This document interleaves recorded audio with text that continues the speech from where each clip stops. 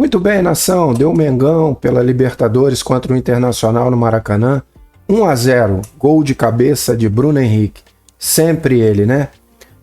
Nós vamos ver agora um vídeo do programa Linha de Passe da ESPN Brasil. Vamos fazer um pequeno corte aí da repercussão do que foi essa partida no Maracanã. Todos os créditos estarão na descrição, tá bom? O link também. Deixe o seu like, ative o sininho, deixe o seu comentário também. Vamos ver o que a equipe da ESPN falou sobre essa vitória do Mengão sobre o Internacional no Maracanã. Você, nação, gostou? Ficou feliz? Acha que foi pouco? É o suficiente? Dá para o Mengão classificar? Vai ser jogo duro, hein? Vamos ver. A gente erra muito na hora de finalizar, mas vamos ver o que os comentaristas têm a dizer sobre o jogo aí. Sempre lembrando que tem uma tela de proteção, porque para não infringirmos direitos autorais junto à Conmebol, né? Vamos acompanhar aí. Vamos ver o que eles disseram. Se defendia bem, mas o Inter se defendia. E o que me chama a atenção nesse Flamengo, até agora, do Felipe Luiz, é que eu adorava o futebol do Felipe Luiz. Sim. Inclusive defendi que ele não devia ter saído da seleção quando o Marcelo voltou, na Copa de 18, etc. Eu adorava. Achava ele menos técnico, porém mais consistente que o Marcelo. Marcelo mais jogador com bola, mas sim. Felipe mais técnico, marcava melhor. Se eu pensasse no Felipe como jogador, como seria um time com a cara do Felipe? É isso. Não quer dizer que vai ser diferente, que ele não vai se desenvolver como técnico, até porque ele tá começando como técnico, ele vai desenvolver muito. Ele trabalha muito, é muito inteligente. Mas o time tem muito a cara do Felipe jogador. De marcar duro, de ser extremamente competitivo, de pouca oscilação. Às vezes até menos criativo do que podia ser. Porque isso não condiz muito com o discurso dele quando assumiu o Flamengo, né? Eu acho que condiz. Ele tá eu só acho que é uma construção. E o começo foi mais empolgante em relação ao espetáculo. Tinha mais a ver com o discurso dele. Mas tanto que no começo... Mas o time era inconsistente quando a gente viu na primeira fase da Libertadores. Digo, no ano passado, quando ele assume, em setembro, né? Vai fazer um ano no mês que vem, Copa do Brasil contra o Corinthians e tal, e o time encanta no começo. Inclusive, a comparação era com a memória de 19. Jesus, Mas a gente tem que também levar em consideração que os times se preparam mais para enfrentar o Flamengo. Então, assim, o efeito novidade daquele trabalho já passou. Agora é o efeito consistência. E o time é indiscutivelmente consistente, né? Corre pouquíssimos riscos, talvez não crie tanto quanto as pessoas esperam, mas está quase sempre em vantagem dentro das partidas, né? E tem uma coisa também, começa muito nessa cobrança, né? Há quanto tempo existe uma cobrança de que o técnico do Flamengo tem que ter a tal cara do Flamengo, que ele tem que jogar, tem que ter a bola e tentar replicar o que já foi visto no já longínquo 2019. No começo ali o Felipe, eu acho que é início de trabalho e também não tinha muito o que treinar para apresentar, então é assim, vamos no intuitivo de um time que tem a bola. Acontece. Hoje a ideia já é outra, não é que hoje o time buscou ter a bola para criar e aí ele tá tendo um pouco mais de dificuldade, não tá replicando o que falou. Para mim, a escalação do Bruno, inclusive, ela passa por ter 4 jogadores, é Samuelino, é Bruno, é Plata e é Luiz Araújo. Subindo, sufocando. O Inter praticamente... Você não viu o Alan Patrick em campo no primeiro tempo. Não viu. Porque a bola não entra na primeira linha que irá chegar no Alan Patrick. Uhum. Então estava muito claro que o Bruno entra por ali. Sim, bola aérea também, que é uma arma do Flamengo e é uma fragilidade do Inter. Mas muito para ter esses 4 homens lá para sufocar. Então não é que partiu de ter a bola e circular para criar. Partiu de sufocar e é uma característica dele. E não dá para dizer se é errado ou não. É o jeito dele, como o Vitor estava definindo aqui agora. E tem dado certo. O primeiro tempo do Flamengo com essa proposta, ele costuma dar muito certo. Contra o Galo na derrota em casa, deu certo. Teve a falha pontual e saiu o gol do Galo. Contra o Galo na volta, o Zupac pontuou. Sim. Deu certo. Ótimo primeiro tempo. Hoje, deu certo. Em outro jogo, então assim, não dá pra sentar e falar, mas o que me preocupa, assim, me preocupa não, que eu olho pro time do Flamengo é que, de novo, dentro daquela checklist ali, boa do Jean até das coisas que se repetem, é um segundo tempo que cai.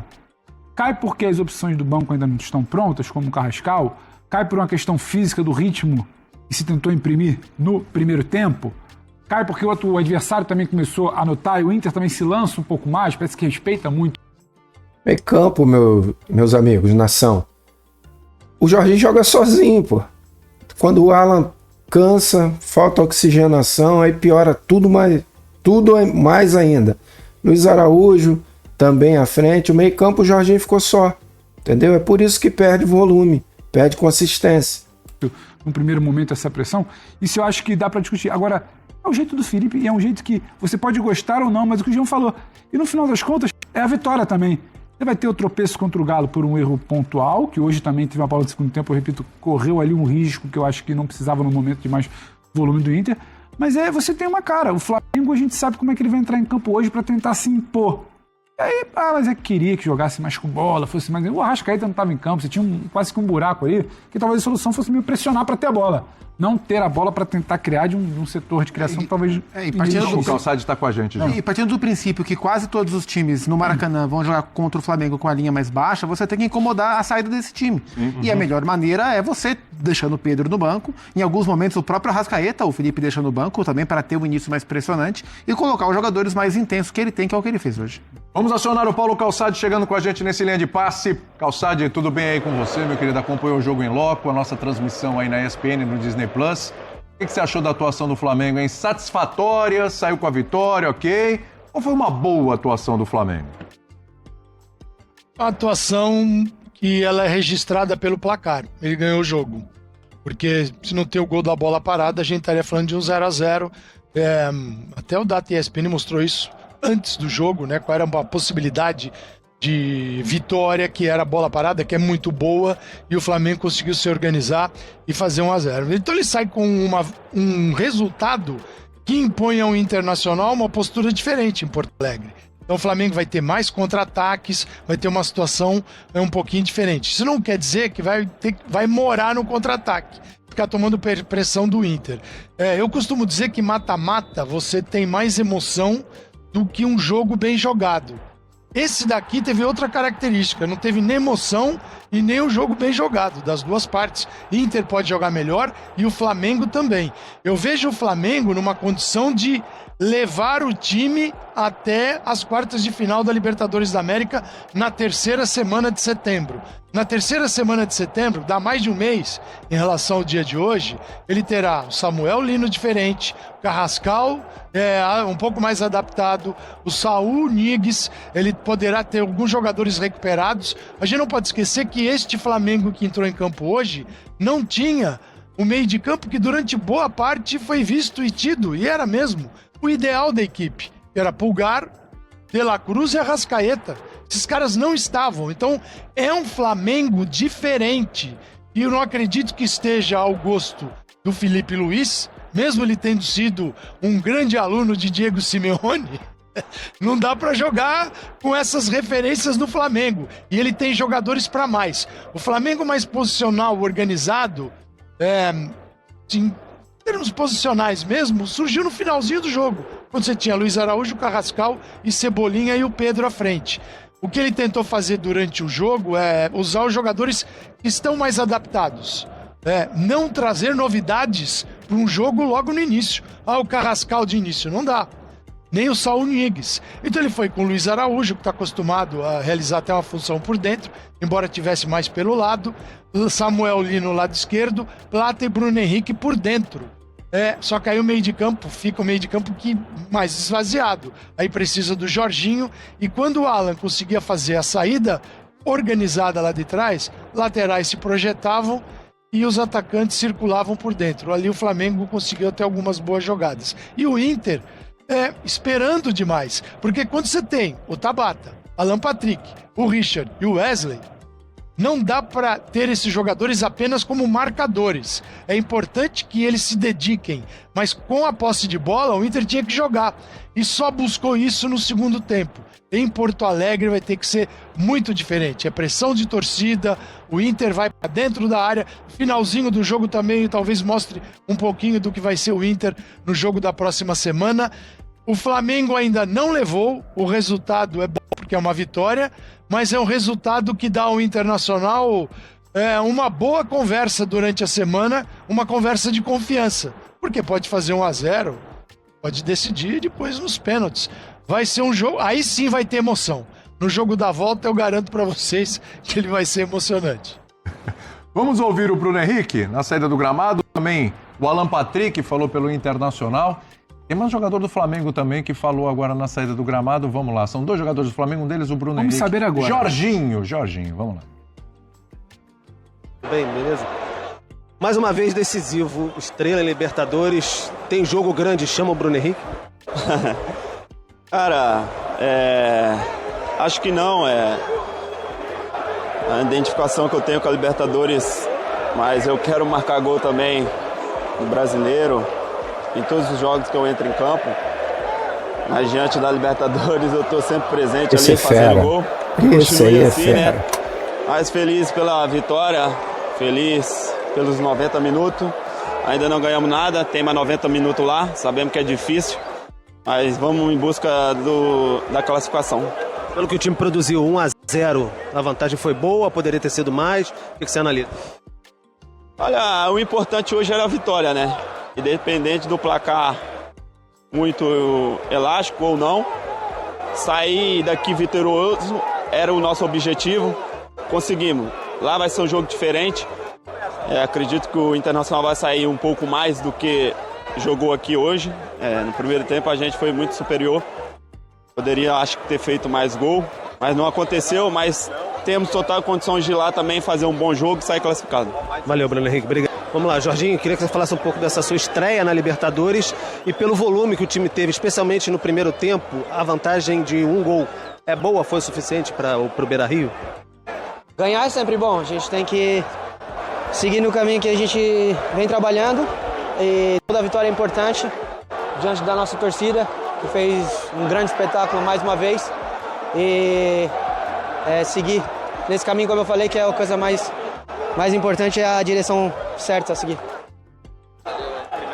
Pô, a primeira partida a gente nunca esquece, foi especial, uma vitória na frente da torcida e fez um belo espetáculo. Valeu, obrigado. Para conseguir reverter esse resultado, que é mínimo, mas é um resultado que a gente precisa virar agora, né? Eu acho que fizemos um segundo tempo melhor, né? No primeiro tempo tivemos muita dificuldade de controlar o volume de jogo deles. Tivemos dificuldade de reter a bola, fazer uma transição, trabalhar no campo de ataque. No segundo tempo acho que conseguimos equilibrar mais isso, tivemos oportunidade, crescemos em algumas oportunidades ali. Mas nós sabemos a qualidade do Flamengo. É um time que fica muito com a bola, agora é a gente ajustar, estudar ainda mais a equipe deles, ver como a gente pode atacar os pontos fracos deles e é isso, na nossa casa impor nosso ritmo, né? Vamos estar diante do nosso torcedor, depende somente da gente, né? Uma vitória na nossa casa mínima. A gente leva para os pênaltis, mas temos condições de fazer um grande jogo e buscar essa classificação aí. Foi um castigo esse jogo pelo primeiro tempo, que o Inter, como você falou, deixou um pouquinho de jogar e permitiu a pressão do Flamengo. Sim, sofremos, né? Quando estivemos ali com a bola, não conseguimos, né, sair da pressão deles, não conseguimos, né, reter ali um pouco mais da posse, tirar esse volume, essa pressão. Mas acho que serve de lição. Sofremos um gol de bola parada, né, que acabou aí decidindo no caso de hoje. Mas da mesma forma podemos fazer na nossa casa. Eu acho que temos que também aproveitar esses pontos de bola parada, assim como em outros jogos. Esses detalhes aí nos ajudou. Acho que na nossa casa é trabalhar para a gente também estar forte em todas as frentes. Valeu. Já quero falar aqui sobre o Alan Patrick, mas para acionar o Calçade mais um pouquinho aí, que daqui a pouco a gente vai ter que liberar o homem, né? É claro que você tem um elenco vasto, com muitas opções, te dá a condição de trabalhar de acordo com cada adversário, com cada jogo. Para isso ali tem Bruno Henrique, o Pedro e tudo, mas mediante as circunstâncias, a situação do Pedro e o que o Bruno Henrique pode resolver e tem resolvido às vezes que entra, né? Como uma opção ali. Tá cada vez mais difícil para o Pedro retomar o espaço nesse time do Flamengo, Calçade, ou não? Eu entendo que... Eles gostam de catucar essa situação de Pedro com Felipe Luiz. A imprensa gosta. Cada um tem seu time, né? Quem sabe sobra no time deles. Será que é isso? Pode ser, né? Não sei. Vamos lá. Tá difícil. Porque é o seguinte, eu até citei isso durante o jogo, no segundo tempo, teve uma pressão do Bruno Henrique, o Bruno Henrique correu 20 metros, ele pressionou o zagueiro deu um bico. A bola saiu pela lateral, o Flamengo recuperou, saiu pro jogo, a bola retorna para ele e ele finaliza. no gol. Então, olha o que uma pressão, que não foi nada assim, e acabou com a vida do Bruno Henrique. Apenas ele foi em direção ao jogador e a bola foi jogada para fora, porque teve que ter uma ação muito rápida. Então, um simples gesto, um encaixe, algo muito simples, favorece a equipe. Se o Pedro não consegue realizar isso, não faz parte do jogo dele, mas pode estar na cabeça do treinador. E aí a escola do Filipe Luís, que é uma escola... O Filipe Luís é um jogador brasileiro que terminou sua carreira no Brasil, mas este treinador Filipe Luís construiu toda a sua ideia de futebol jogando no futebol europeu e tendo grandes treinadores. Então ele acredita nesse jogo que o mundo inteiro joga. Não é que, gente, é só no Brasil. O mundo inteiro joga. E jogador hoje que vai para a Europa é o jogador que é capaz de jogar com a bola no pé e jogar sem a bola no pé. Aqueles que só jogam com a bola no pé ficam aqui e vão ficando, mesmo sendo muito bons. Porque esses dois momentos são fundamentais. São fundamentais. Então é só um exemplo. O Pedro precisa... Tudo bem, é um jogador que não está acostumado, mas ele pode se dedicar, ele pode demonstrar interesse por esta oportunidade e pela intenção do treinador. E a gente não tem visto. Eu olhava a escalação do Flamengo hoje e o Pedro aparecia, mas ninguém ficava debatendo o Pedro, né? Era só Luiz Araújo, Plata. E aí quem que vem pro jogo? Vem o Bruno Henrique. Eu acho que tá cada vez mais difícil. Isso só tem a ver com o Pedro. Não tem nada a ver com o Felipe. Porque eu acho que na ideia atual de jogo, com o Pedro jogando na função dele, na posição do Bruno Henrique, ou o Bruno Henrique jogando mais recuado na linha de 3, com o Pedro jogando mais adiantado, ele pode fazer a marcação que o Felipe quer. E acho que, jogando com o Arrascaeta, apesar do Arrascaeta também não conseguir fazer, o Arrascaeta deixa o máximo possível dentro do que ele consegue fisicamente essa marcação. E o técnico identifica isso. E o com bola dele compensa. Eu acho que o Pedro poderia entrar nessa mesma linha de raciocínio, mas ele não tem conseguido, ou não tem se esforçado, ou não está fisicamente apto. O fato é que ele não faz como é necessário. E tem uma segunda questão que eu acho que pesa muito. Tecnicamente, depois da volta dele à equipe, quem não faz a diferença? Eu acho que esse é o ponto, assim, Gente, vamos encerrar aqui. O que importa é que o Mengão ganhou de 1-0, levou a vantagem agora para o Beira-Rio, basta um empate, ou até vencer lá de novo, né? Que a gente tem time para isso, a gente já provou. Mas antes desse jogo da quarta-feira, nós temos pelo Brasileirão com eles também no Beira-Rio, no domingo, nesse final de semana. Vamos torcer para dar tudo certo. Quem sabe a gente consegue emplacar aí uma vitória pelo Brasileiro e também outra vitória na decisão dessa passagem aí para a Libertadores, tá bom? Deixe o seu like, deixe o seu comentário aí, ative o sininho, os créditos aí do programa Linha de Passe do canal ESPN Brasil estará na descrição do vídeo, tá bom? Saudações rubro-negras, tudo de bom para todos nós e vamos à luta, vamos para cima, Mengão, tá? Um forte abraço para todos, saudações!